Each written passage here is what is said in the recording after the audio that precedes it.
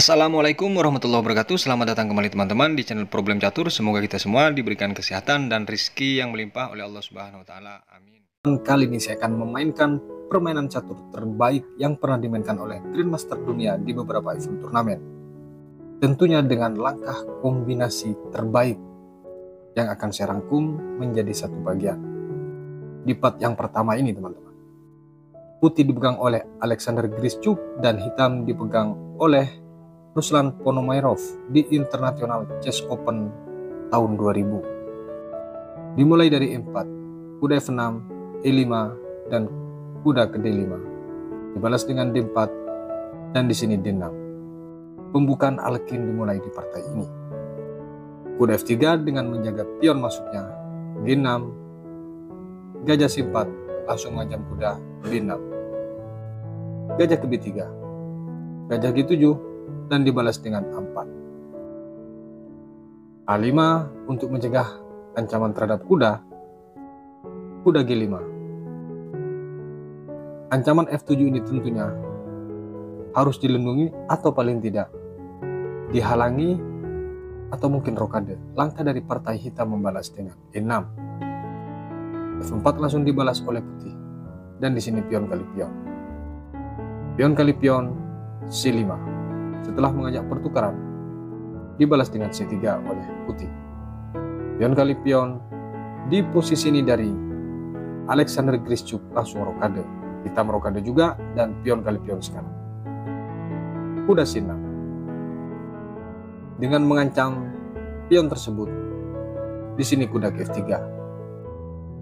Mengurungkan niat untuk menyerang, kembali untuk melindungi pion yang di D4. F6 dibalas dan di sini kuda C3. Pion kali pion, gajah G5. Menteri D7 dan di sini baru dipukul pion. Kuda kali pion, kuda di sini kali kuda. Pilihannya di sini dari hitam. Di saat menteri terancam, apakah pertukaran menteri atau memukul benteng? Cek yang di F1. Langkah partai dari hitam membalas dengan memukul benteng sekaligus cek. Langkah yang susah untuk dihindari. Di sisi lain, putih harus meninggalkan kuda yang di E5. Di sini putih memilih untuk memukul benteng dengan menteri. Dan ternyata dari hitam tidak puas dengan hanya langsung memukul kuda. Melainkan dia lebih memilih cek terlebih dahulu D4. H1 raja dan langsung dipukul kuda oleh menteri. Gajah di sini ke D8. Tentu langkah ini teman-teman. Di sisi lain dia mengancam kuda, namun di sisi lain untuk pengembangan perwira sekaligus akan mengancam menteri. Tahu langkah itu, dari hitam langsung memilih untuk menteri C5 sekaligus mengajak pertukaran nanti. Gajah dan kuda dibalas dengan kuda ke-4. Setelah mengancam menteri ke B4 sekaligus di sini mengancam dua sisi, yaitu gajah dan kuda. Namun dari putih, kuda G5 mengabaikan langkah ancaman terhadap gajah terang dari putih. Namun di sini langsung mengarah checkmate, teman-teman. Kalau di sini menteri kali pion, maka datang F7 cek. H8, E8 cek. F8 checkmate. Kembali ke posisi di saat kuda G5. Bagaimana kalau di posisi ini menteri ke F8 untuk menghalangi kemungkinan cek? Maka akan datang langkah pertukaran menteri, dipukul oleh raja. Di sini kuda hilang. Kalaupun di sini gajah mengancam benteng, F1 cek G8, kuda di sini kali pion yang memaksa pertukaran tersebut. Karena jika dibuka langsung terjadi cek dan sekaligus mengancam benteng. Kalau dipaksa dipukul, maka akan berakhir seperti ini. Tentunya unggul satu perwira dari putih. Kembali ke posisi di saat kuda G5. Langkah partai di sini. Dari hitam membalas dengan langkah raja ke H8. Langsung datang menteri F7 dari putih. Kombinasi yang memang tidak bisa dibaca. dan sangat tinggi kalkulasi daripada kombinasi ini, teman-teman. Langkah partai di sini gajah PD7 untuk mencegah cek. Karena ketika dia mengadu menteri tentu harus kehilangan kuda. Dipukul di sini pion E6. Perhatikan langkah paksa ini membuat langkah hitam tentunya serba salah. Jika di posisi ini lagi-lagi menteri ke F8 untuk melindungi kemungkinan checkmate, maka tentu diambil. Dipukul. Lagi-lagi di sini harus kerugian satu perwira. Walaupun dipukul di sini, tetap perwira tidak bisa kembali, teman-teman. Kembali ke posisi di saat gajah di sini. Mengajak pertukaran oleh putih dengan langkah kombinasi paksa.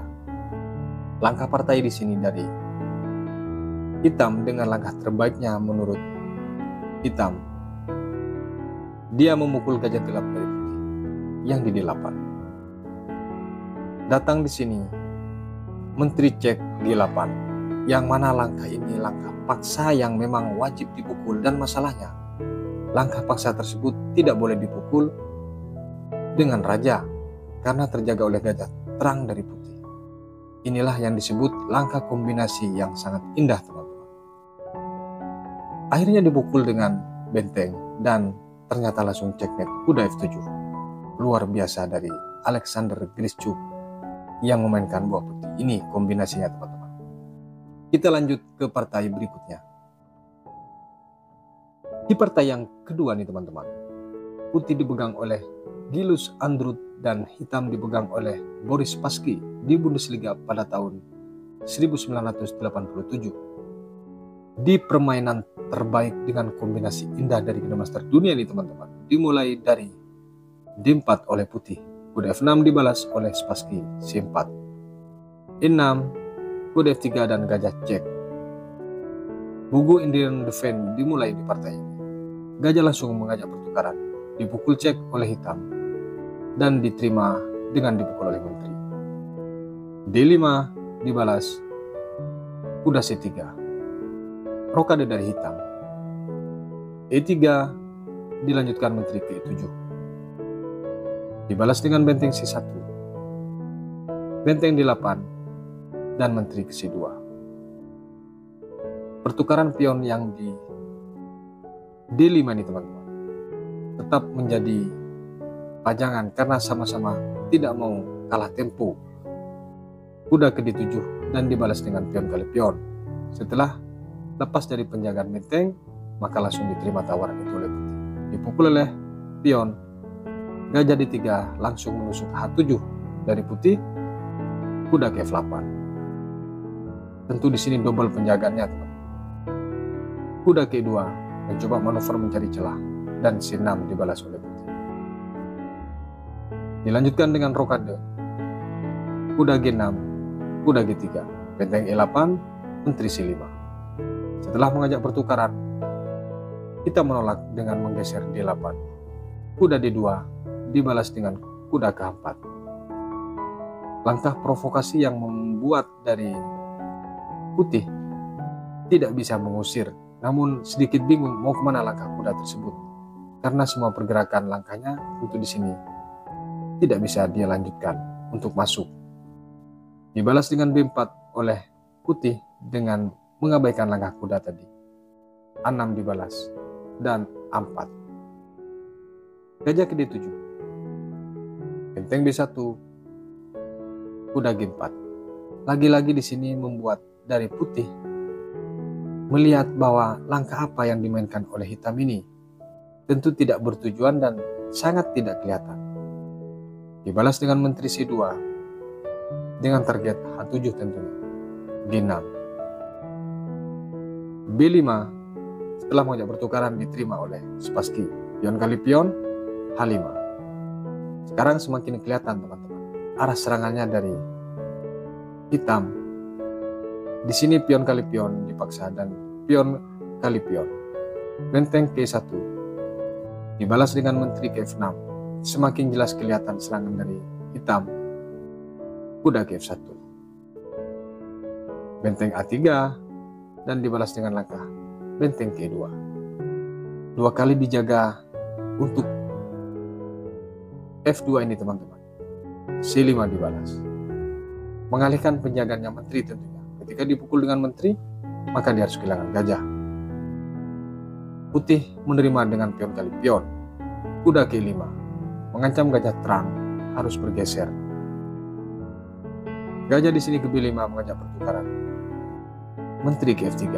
Langkah yang tidak disangka tentunya di sini. Dari Spassky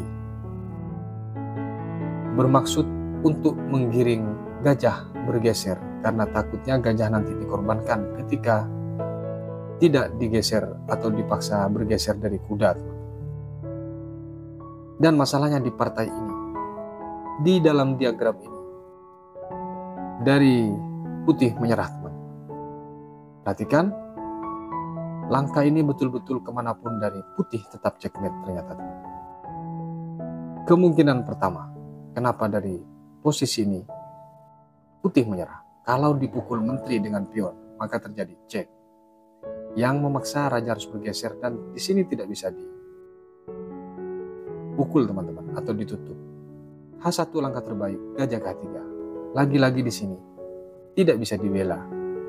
Langkah cek G2. Kalaupun di sini dipukul benteng atau kemanapun langkah, maka tetap cek. Makanya dia menyerah. Kemungkinan yang kedua, di posisi menteri F3, kalau menteri ke-4 mencoba mengajak pertukaran.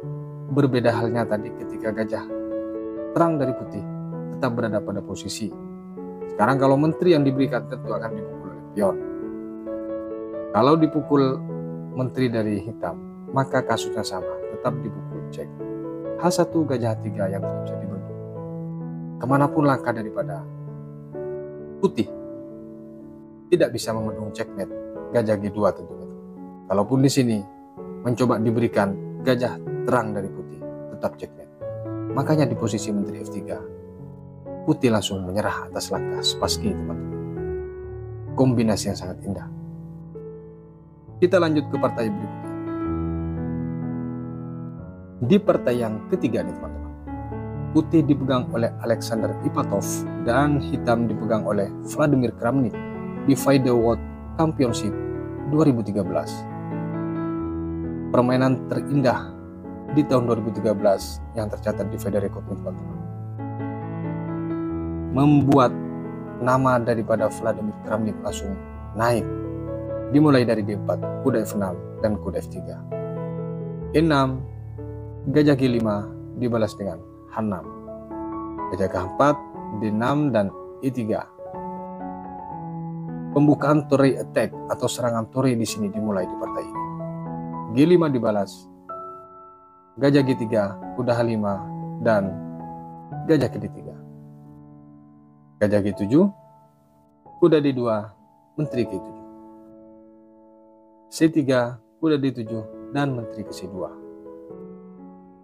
Mobilisasi perwira dari putih sudah keluar semua, sementara dari hitam gajah masih tertinggal teman-teman. A6 dibalas, rokade panjang ternyata dari putih. B5 langsung.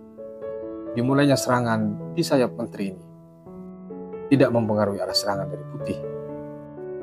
Kuda di sini ke B3 untuk mencegah langkah lanjutan dorongan pion. Benteng B8 dan dibalas dengan raja B1. Rokade dari hitam. Dibalas dengan langkah kuda ke D2.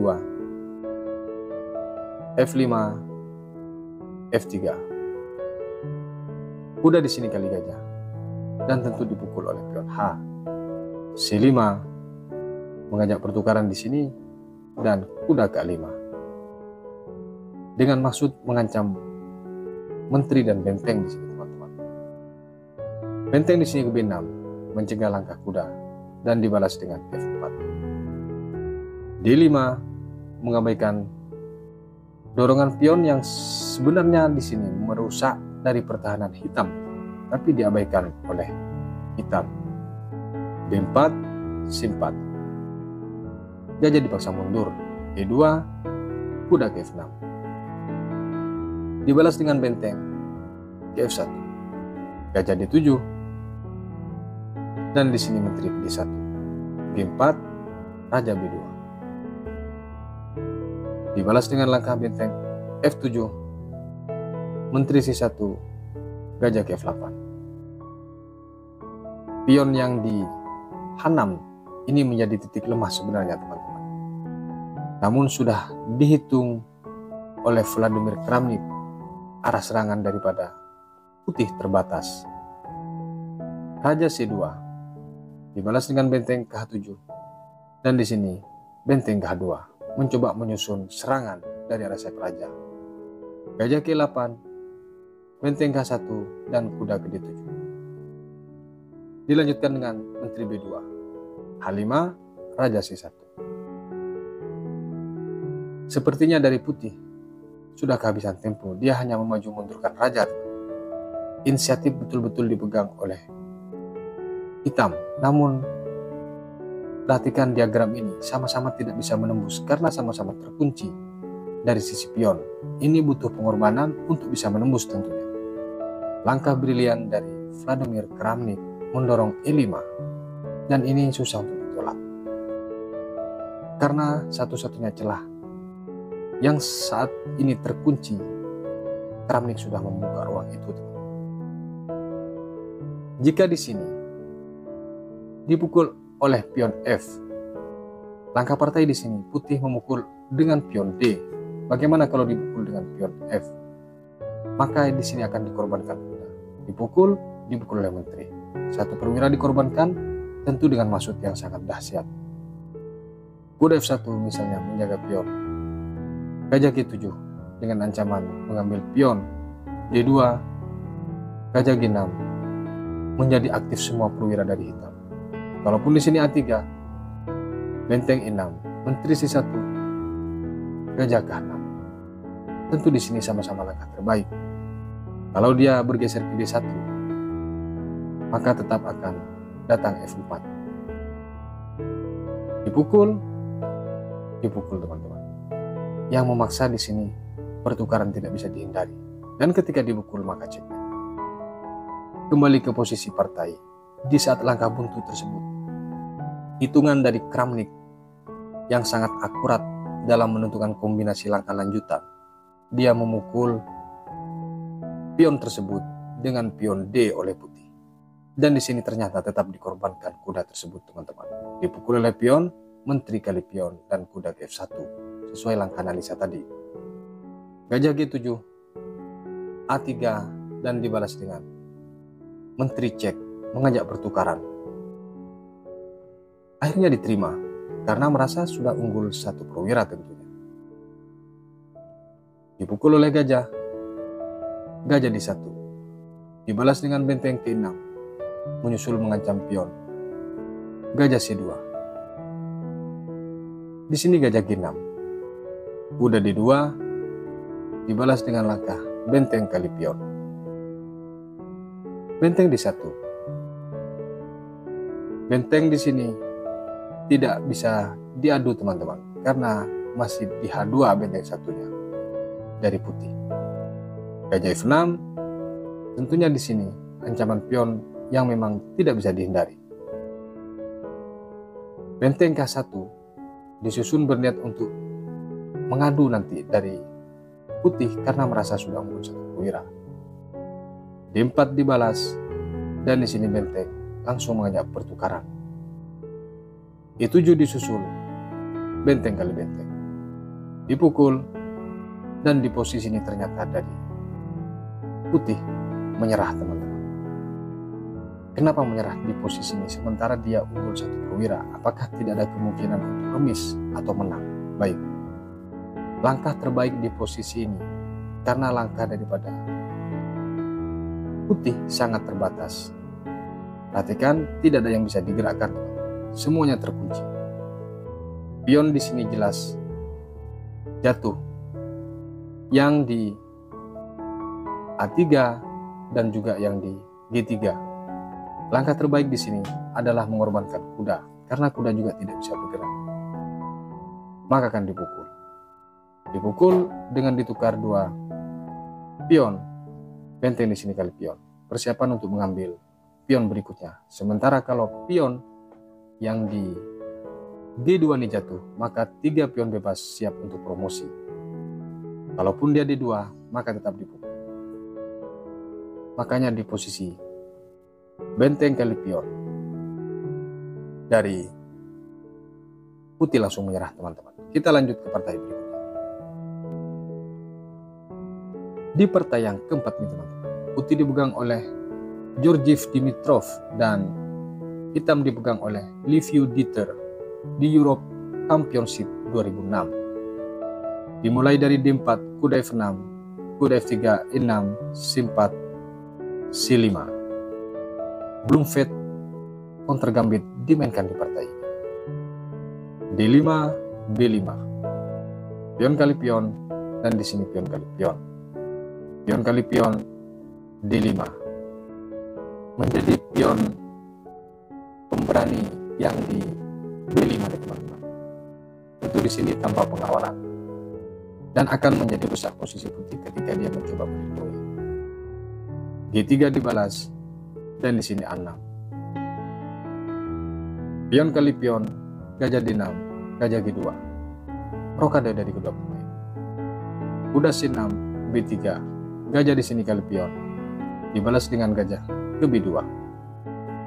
Menteri G8, kuda ke D2, benteng D8, benteng E1, kuda G4, A3. Di posisi ini, teman-teman, langsung dikorbankan oleh hitam. Kuda tersebut dengan memukul pion F2. Tentu di sini sedikit memaksa, karena kalau tidak menteri terancam. Atau bisa jadi dia kalau menggeser menteri. Namun di sisi lain, langkah ini belum ada ancaman yang berarti, makanya langsung diterima, dipukul oleh raja. Kuda ke D4, sudah mulai terasa tekanan tersebut yang mana harus ditukar dengan gajah. Kalau di posisi ini dipukul dengan gajah, teman-teman, maka terjadi langkah seperti ini. Kuda F1, E5. Kalau di sini raja bergeser duluan, maka datang gajah G4. Pertukaran kualitas tentunya. H1, benteng C8. Memburuk langkah kemungkinan menteri mencoba meloloskan diri. Benteng C1 mengajak pertukaran, maka akan dipukul. Setelah dipukul oleh menteri. Di sini walaupun sama perwiranya, namun di sini kualitasnya unggul dari hitam. Tapi jelas tekanan pion pusat ini bisa menjadikan promosi nanti. Kembali ke posisi di saat kuda D4. Langkah partai G4 dibalas. H5, G5, dan menteri F7. Dibalas dengan E3. Kuda di sini kali kuda. Dipukul oleh kuda, gajah ke H2. Langkah yang mungkin tidak berarti apa-apa di sini. Namun tujuan dari hitam untuk memblok kemungkinan langkah raja masuk ke dalam G1, teman-teman. Gajah di sini ke F1. Dibalas dengan menteri C7. Ancaman cek sekarang yang tidak bisa dihindari. Ternyata dari putih mengabaikan langkah itu dengan dia tetap memukul gajah yang di A6. Tentu di sini langkah blunder, teman-teman. Datang cek G3, raja K2, G2 cek, D3, C4 cek. Kalau dipukul pion ini terjadi double cek tentunya, dan harus kehilangan menteri. Langkah partai, raja ke C3. Benteng kali kuda, menteri ke D4, dibalas dengan benteng F2. Perhatikan, teman-teman, raja dibuka selangkah aja, maka ancaman checkmate untuk hitam. Karena diagonal gajah dan menteri masih terhalang oleh raja. Menteri di sini ke B6, mencoba mengancam benteng. Gajah cek E5. Lagi-lagi dia dipaksa untuk bergeser, teman-teman. Kalau dia bergeser ke B4, maka dia harus terpin menteri dengan raja, teman-teman. Namun karena pilihannya tidak ada jalan lagi, makanya putih memilih untuk ke B4. Dibalas dengan langkah B8 yang memaksa harus dilindungi oleh gajah. Kalau tidak, dia harus kehilangan menteri. Gajah ke B7. Di sini dipukul gajah gelap dari putih. Perwira tentunya kembali sekarang. Menteri di sini kali pion sekaligus cek. Halapan dan raja ke-5. Ketakutan dari putih sudah kelihatan.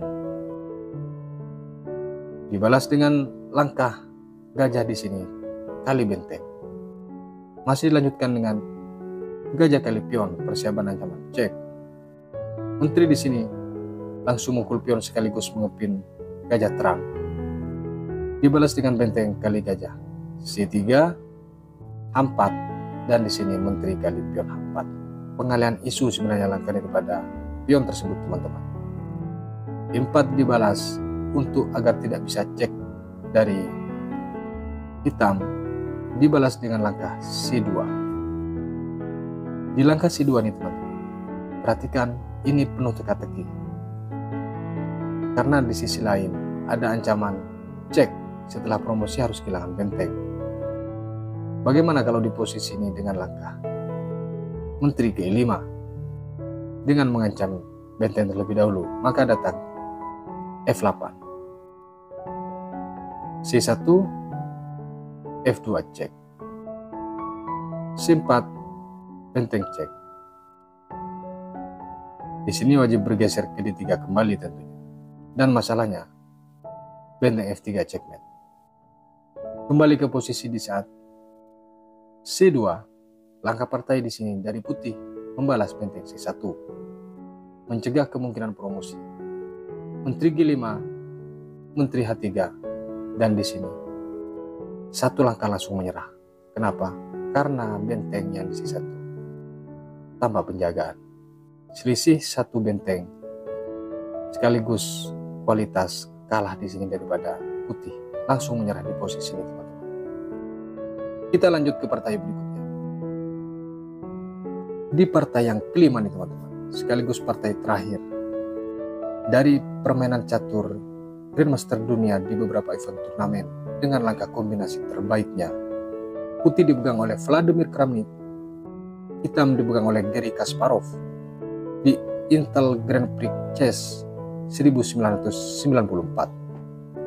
Dimulai dari kuda F3, kuda F6, C4, dan G6, kuda C3, gajah G7, dan dibalas dengan E4. D6, D4, dan rokade dari hitam. King Indian Defense dimulai di partai ini. Dibalas dengan gajah G2, E5 mengajak pertukaran dari Garry Kasparov. D5 dibalas berikutnya. Kuda D7, gajah G3, dan kuda G4. Mengancam gajah gelap dari hitam di sini. Ditolak oleh putih dengan mengancam menteri. F6, H4. Dibalas dengan H5, kuda D2, kuda K6. F3, kuda F7, dan menteri C2. Gajah K6, rokade panjang dari putih. C5. Berharap untuk dipotong empasan dari hitam, teman-teman. Dan ternyata dari Vladimir Kramnik menerima tawaran itu. Dipukul, dan di sini raja B1. A5, kuda K4, C5.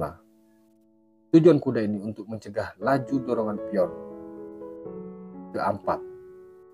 Kuda C3 lagi, dibalas dengan gajah G3, kuda D5, gajah D4, dan kuda B3.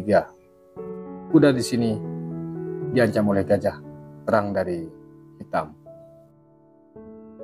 Perhatikan teman-teman, di posisi ini dari putih menukarkan kuda dengan gajah gelap. Inilah langkah pertahanan dari hitam sudah mulai terbongkar. Dipukul oleh pion F4, dan di sini benteng ke B8. Benteng F1 dibalas dengan kuda K6. C5. Gajah di sini kali kuda. Dipukul oleh pion dan kuda ke F5 dengan mengancam gajah gelap dari putih. Pion kali pion. Putih mengorbankan gajah gelapnya, teman-teman. Diterima. Pion kali pion menjadi susunan pion yang bagus di sentrum. Kuda ke-5 dan dibalas dengan benteng di sini kali pion sekaligus mengancam kuda. Kuda ke-5 langsung dipukul oleh Kramnik, dipukul oleh pion menteri kali pion. Semakin terang arah kombi daripada putih ini menjadi langkah paksa berikutnya untuk hitam, teman-teman. Raja G7 untuk menghindari kemungkinan cek yang tidak bisa ditutup. Gajah di sini kali pion dibalas dengan benteng H8 dengan mengancam gajah terang dan putih. Benteng cek G4 yang minta dipukul dengan kuda, teman-teman. Masalahnya di sini kombinasi yang disusun oleh Kramnik atas langkah benteng cek ini, teman-teman. Kalau dipukul dengan kuda, maka ancamannya adalah checkmate. G6 cek, F8 dan checkmate. Kembali ke posisi di saat benteng cek. Langkah partai di sini, Raja ke F8. Menteri K6 lagi-lagi di sini. Kalau kuda mengambil benteng, ancamannya juga checkmate. Benteng di sini ke B7 untuk menahan laju cek tersebut. C6 dan di sini langkah putus asa dari Garry Kasparov untuk pengembangan perwiranya karena semuanya penuh tekanan. Tidak ada tempat untuk melindungi satu sama lain. Garry Kasparov akhirnya membuang benteng tersebut dengan memukul cek, dengan berharap ketika dipukul oleh raja akan datang kuda dengan menyusul cek tersebut. Diterima. Ternyata dia dicek dengan menteri ke B6. A3 tidak ada kemungkinan cek lagi kecuali ke I3 dan itu dilakukan oleh Garry Kasparov dengan cek C5. A4 C2 cek. Garry Kasparov di sini tentunya mencari langkah remis, teman-teman, karena ancamannya adalah checkmate. B5 B2 cek. A6 E2 cek. Dibalas dengan langkah Raja ke B7. Di posisi ini, teman-teman, kalau menteri ke B5 cek bagaimana? Langkah partai di sini dari Garry Kasparov. Cek benteng ke H7. Bagaimana kalau cek B5? C7, H7, D7. Tidak ada lagi langkah untuk cek. Dan ini persiapan untuk checkmate tentunya. Kemanapun langkah daripada hitam, di sini persiapan checkmate, kecuali dipukul. Akan dipukul dengan pion. Cek lagi misalnya B7, B5 cek, A8. Tidak ada lagi langkah untuk cek, kecuali diadu menteri dan hanya menyisakan satu kuda. Kembali ke posisi di saat Raja B7, langkah partai di sini. Garry Kasparov mengangkat benteng cek di H7. Dan setelah ditutup D7, Garry Kasparov langsung menyerah. Kenapa menyerah di posisi ini? Perhatikan, ada banyak kemungkinan checkmate. Kalau benteng kembali ke H8, maka di sini datang checkmate memukul pion. Dan kalau benteng kemanapun dia, tetap arah checkmate-nya tetap ada. Kalau ternyata di sini dilanjutkan misalnya hitam melangkah cek terlebih dahulu, maka langkah sederhana dengan bergeser ini sudah tidak ada lagi cek, kecuali dia mau mengorbankan perwiranya yang pada akhirnya juga harus menyerah. Makanya di posisi D7 dari Garry Kasparov menyerah atas langkah Vladimir Kramnik. Semoga bermanfaat. Sampai berjumpa di video berikutnya. Wassalamualaikum warahmatullahi wabarakatuh.